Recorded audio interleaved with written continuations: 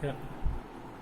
अब हम जाएंगे दूसरा ग्लैंड जो हमारा विशुद्धि चक्र के नजदीक है, जिसका नाम है थायराइड। ये जो है तितली के आकार का है, बटरफ्लाई के आकार का है थायराइड ग्लैंड।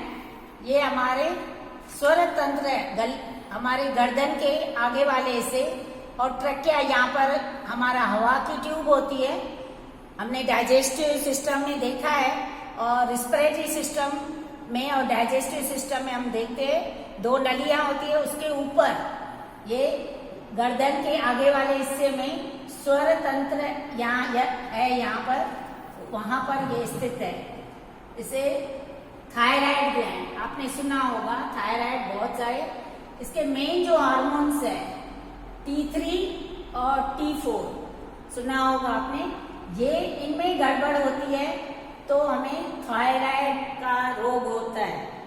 पर इससे पहले हम देखेंगे कि ये क्या क्या करता है। जवानी को बरकरार रखने के लिए ये जो है बहुत ही इम्पोर्टेंट ग्लैंड है, जवानी बरकरार रखना। और आयोडीन, जो हमारे खाने में आयोडीन होती है, उसको खाना हजम करने के लिए फैट्स, प्रोटीन्स और कार्बोहाइड्रेट्स को हजम करने के लिए आयोडीन बराबर मात्रा में वो डाइजेस्टिव सिस्टम में भेजता है, जैसे इन तीनों का अच्छी तरह से पचन हो, फैट्स, प्रोटीन और कार्बोहाइड्रेट्स। तो आयोडीन को ग्रहण करके पूरे शरीर में ये भेजता है। उसके बाद आयरन जो हमारे खाद्य के द्वारा अंदर जाता है, उसे पूरे शरीर में एक सरीका, मतलब कम कम ज्यादा नहीं, पूरे शरीर में उसका उपयोग इस तरह वो भेजता है ताकि कहीं पर भी आयरन की कमी न हो। इसके बाद ये इलेक्ट्रिक एनर्जी प्रोड्यूस करता है, निर्माण करता है, और पूरे शरीर ब्रेन में भेजता है और डिस्ट्रीब्यूट करता है पूरे शरीर में इलेक्ट्रिक एनर्जी। फास्फोरस, वो नाड़ियां ब्रेन के केंद्र है, यहाँ ब्रेन के कई केंद्र है, सुनने के, देखने के, सब चखने के, सारे सेंस केंद्र यहाँ पर है ब्रेन में। तो ये क्या करता है, पूरा फास्फोरस ब्रेन, नाड़ियां और ब्रेन के केंद्रों को शक्तिशाली बनाने के लिए उसका यूज करता है, फास्फोरस का। और T3 और T4 ये दो हार्मोन्स इसके बहुत इंपॉर्टेंट है, जो ये सभी काम करते हैं। अब इसके लिए, इसको स्वस्थ रखने के लिए हमें पर्वतासन, देन भुजंगासन, जिसमें हम विशुद्धि चक्र पर ध्यान देते हैं, वो आसन करने हैं। उज्जाई प्राणायाम करना है, जिसमें हम गले से आवाज निकालते हैं।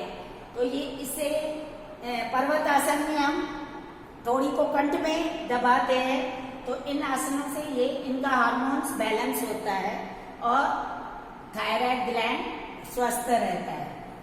अब इसकी व्याधियां मतलब अगर ये काम बराबर नहीं करता है तो क्या क्या तकलीफें हो सकती है।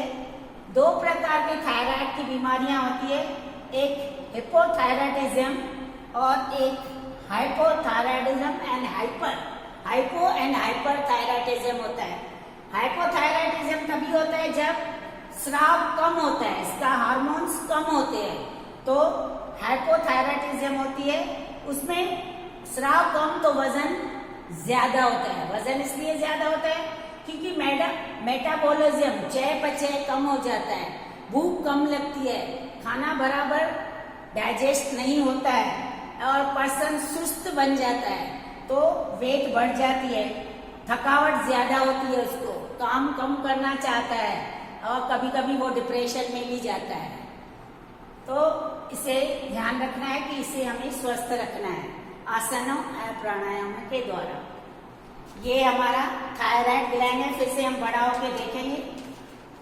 ये पीछे से थायराइड दिखाया गया है, ये आगे से थायराइड, ये पीछे से थायराइड दिखाया गया है। अब हम जाएंगे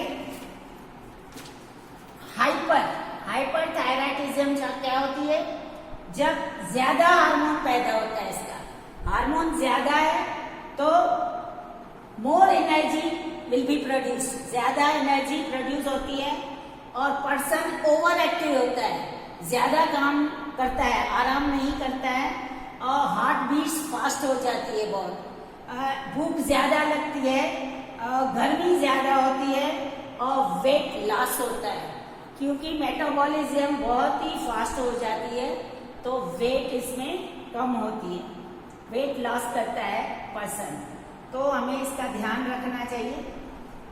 अब हम जाएंगे दूसरे थाइमस ग्लैंड पे। ये है थाइमस ग्लैंड, अनाहत चक्र के बाजू में थाइमस ग्लैंड।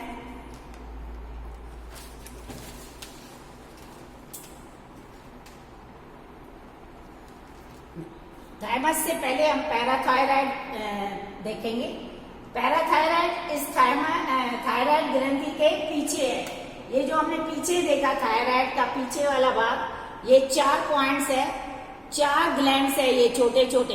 इन दोनों का एक्चुअली कनेक्शन कुछ भी नहीं है, थायराइड और पैराथायराइड का कनेक्शन कुछ भी नहीं है। यहाँ लगता है कि पैराथायराइड के ऊपर है पर ऐसा नहीं है, इसके पीछे है, गर्दन के पीछे ये 4 है, 1, ये 2, ये 4 पैराथायराइड ग्लैंड्स है।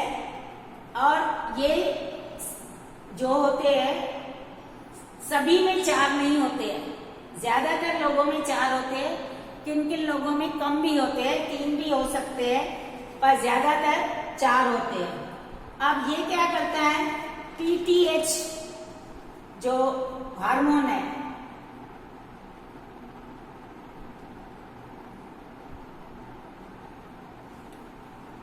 इसके पीछे है, यहाँ पर दिखाई नहीं दे रहा है, इसके पीछे हमने यहाँ दिखाया है पैराथायराइड, पीटीएच ये लिखा है, पैराथायराइड हार्मोन, ये वो पैदा करता है और कैल्शियम को एब्जॉर्ब करता है।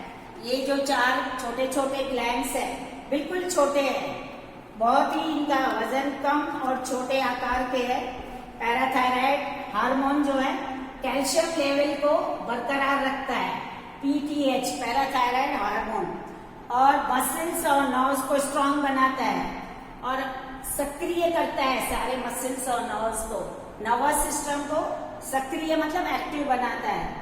और अगर ये हार्मोन्स बराबर नहीं निकले पैराथायराइड के तो कैल्शियम की कमी हो जाती है और हड्डियों में बुरबुरापन आ जाता है, ज्वाइंट पेन होता है, किडनी स्टोन भी हो सकता है और पर्सन थका थका सा महसूस करता है और फ्रीक्वेंट यूरिनेशन हो जाती है, जल्दी जल्दी बाथरूम में जाने का ख्याल पर्सन को होता है और पैराथायराइड ट्यूमर भी हो सकता है।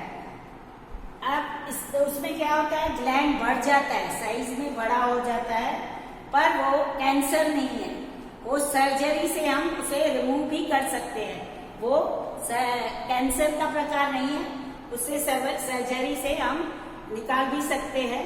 तो इसके जो आसन है विपरीत करणी और जो सेम आसन हमने किए थायराइड ग्लैंड को और जालंधर बंद वगैरह जिसमें हम थोड़ी नीचे दबाते हैं, वे सभी आसन हम इसमें कर सकते हैं। तो ये हमारा जो ग्लैंड है स्वस्थ रहेगा, थायराइड और पैराथायराइड।